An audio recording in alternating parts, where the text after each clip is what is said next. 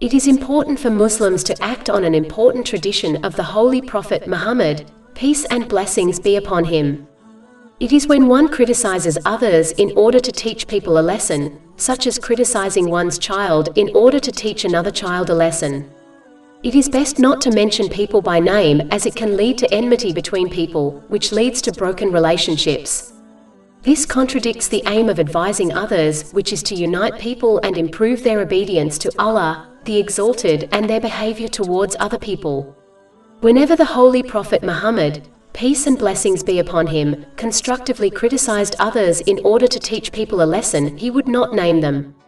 One example is found in Imam Bukhari's Adab al-Mufrad, number 430. This is an aspect of concealing the faults of others, which causes Allah, the Exalted, to conceal their faults. This is confirmed in a narration found in Sunan Abu Dawood, number 4893.